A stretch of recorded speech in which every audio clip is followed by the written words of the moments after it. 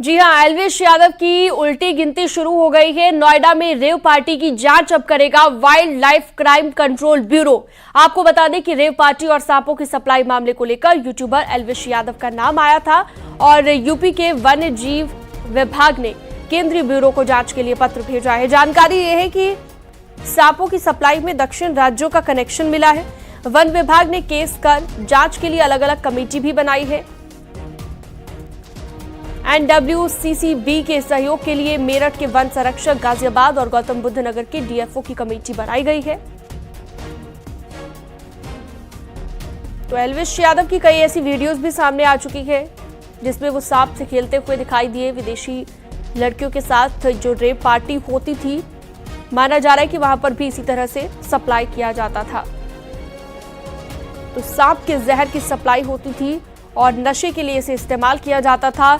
इस तरह के गंभीर आरोप लगे हैं जिसमें एल्विश यादव का नाम भी शामिल है।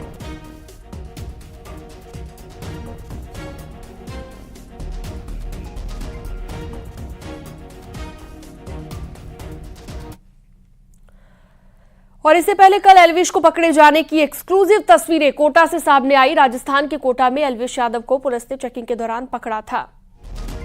उसे डिटेन भी किया गया लेकिन बाद में उसे छोड़ दिया गया।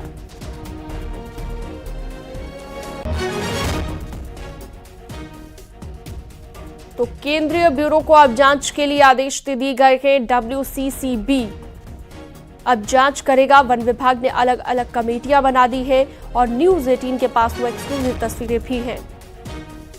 तो एल्विश को पकड़े जाने की एक्सक्लूसिव तस्वीर है जो आपकी टीवी स्क्रीन पर आप देख रहे हैं। हालांकि एल्विश को बाद में छोड़ दिया गया।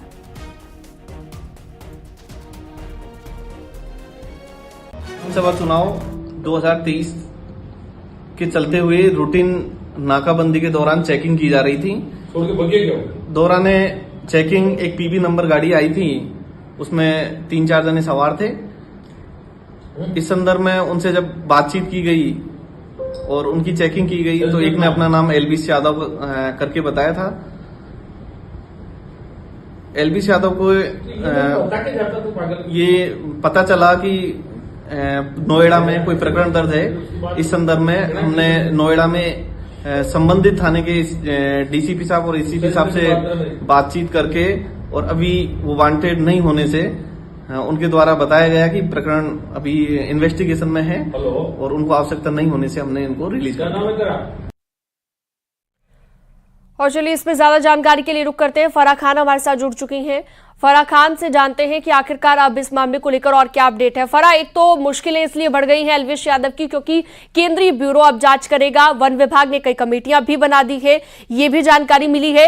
अब किस तरह से काम किया जाएगा इस पूरे मामले पर, क्या प्रोसेस रहेगा और किस तरह से मुश्किलें बढ़ सकती है उन सभी लोगों की जिन जिन के नाम इसमें आए हैं, चाहे वो एल्विश यादव भी हो। बिल्कुल शीनाम, देखिए एल्विश यादव के लिए जो मुश्किलें हैं वो खड़ी हो गई हैं। लगातार ये जो मामला है वो तूल पकड़ता जा रहा है और साफ तौर से अब जो है इसमें एक नया मोड़ आया है कि रेव पार्टी की जो जांच है वो wild life crime control bureau करेगा। इसके लिए तमाम कमेटी बनाई गई है, चाहे वो मेरठ की बात की जाए, गाजियाबाद की बात की जाए और गौतम बुद्ध नगर की बात की जाए। तो वन विभाग जो है वो पूरी तरीके से जांच करेगा। अब मैं आपको एक बात और बता दूं कि इसके साथ साथ जो है वो और लोगों के लिए भी संकट जो है वो खड़ा हो सकता है, क्योंकि देखिए एल्विश यादव की भी पहले कुछ वीडियोस और पिक्चर्स जो हैं वो सामने आए हैं, लेकिन अब जो फाजिलपुरी एक सिंगर है उनका एल्विश यादव के साथ एक वीडियो जारी हुआ है जिसमें वो दोनों एक सांप के साथ नजर आ रहे हैं। तो लगातार जो है ये पूरा जो मामला है वो नया मोड़ देखते हुए मिल रहा है और साफ तौर पर अभी देखा गया था कि एल्विश यादव की गिरफ्तारी भी हुई थी कोटा राजस्थान से।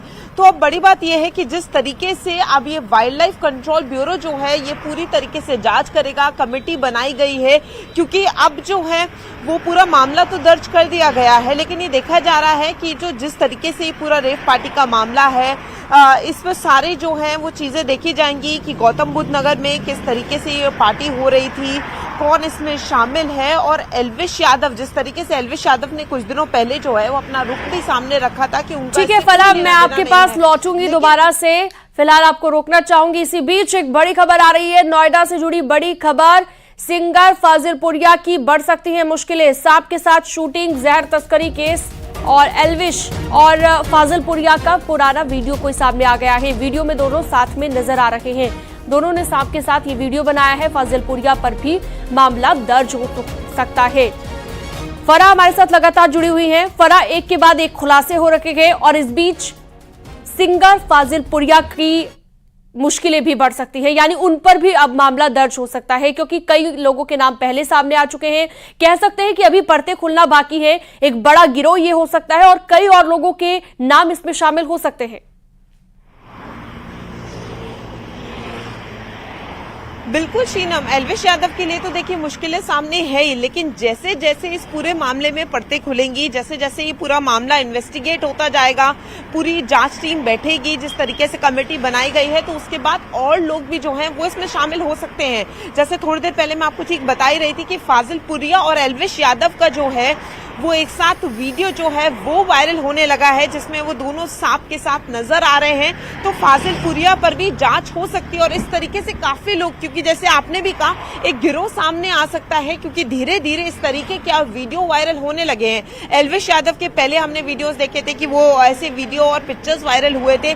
अब धीरे धीरे एक सिंगर जो हरियाणा से है, फाजिलपुरिया काफी नोन है, वेल नोन सिंगर है, तो उनका नाम भी सामने आ रहा है। इस तरीके से अब ये देखने को लगता है कि जैसे जैसे ये पूरा मामला जो है वो डीप इन्वेस्टिगेशन होगा, उस तरीके से कई नामों का और खुलासा हो सकता है और कई लोगों के लिए जो है वो मुसीबतें सामने आ सकती हैं। तो सिर्फ एल्विश यादव ही नहीं है, तमाम लोग भी जो उनसे जुड़े हुए हैं या जिनकी भी इस तरीके के पिक्चर्स हैं, उन सबके लिए जो है वो एक संकट देखने को मिल रहा है। शीनम, यानी कि फराह, हम ये मानकर चले कि जब केंद्रीय जांच एजेंसी जब जांच करती है, जाहिर सी बात है अब केंद्रीय ब्यूरो को जांच के लिए पत्र लिख भी दिया गया है और उसके बाद अगर जांच करेगा वाइल्ड लाइफ कंट्रोल ब्यूरो, जैसा कि आपने बताया, तो कौन कौन सी धाराओं के तहत इन पर मुकदमा जो कि पहले दर्ज किया गया है, कितनी मुश्किलें बढ़ सकती हैं। मेरा कहने का मतलब ये है कि अगर कई और लोगों के नाम भी सामने आ जाते हैं, तो ऐसे में किस तरह से उन पर एक्शन लिया जाएगा, क्या उसके बाद उनसे पूछताछ भी हो सकती है, मुश्किलें किस तरह से बढ़ सकती हैं?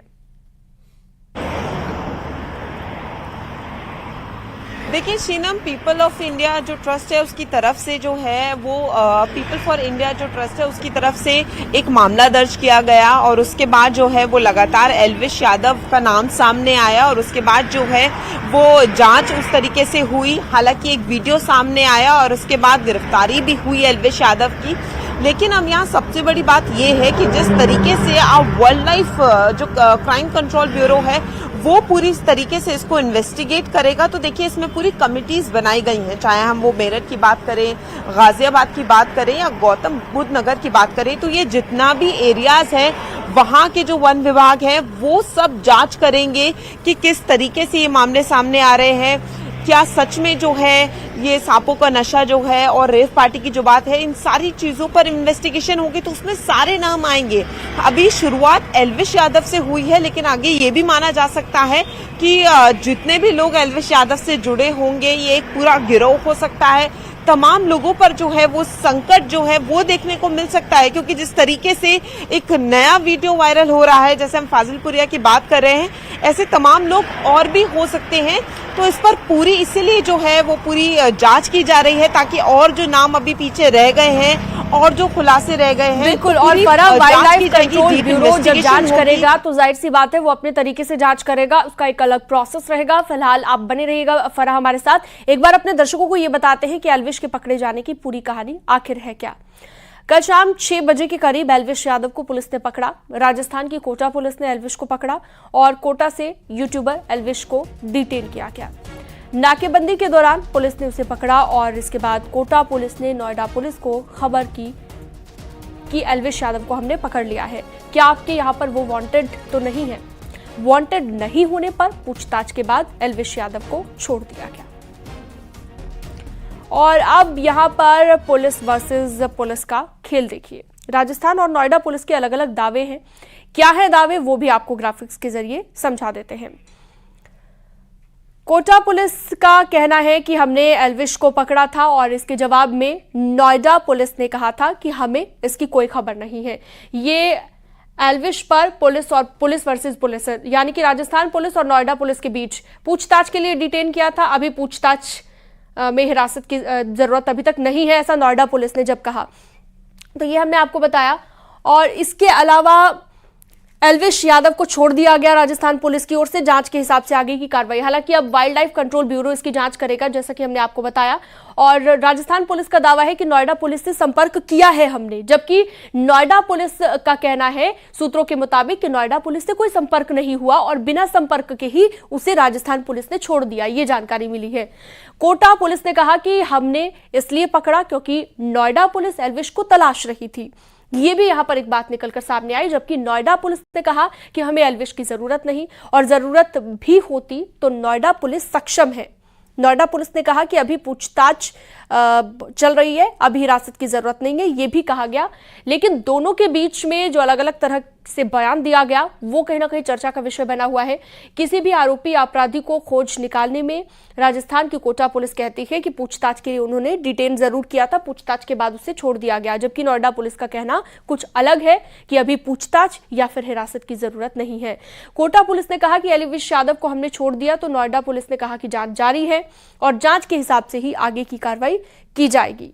तो नोएडा पुलिस का कहना है हमसे कोई संपर्क नहीं हुआ। और भी आपको हम पूरी जानकारी इस खबर से जुड़ी देंगे, पूरा अपडेट आपको देंगे कि आगे अभी इस वक्त क्या अपडेट इस मामले में आ रहा है। वक्त एक बहुत छोटे से ब्रेक का है, जल्द लौटेंगे।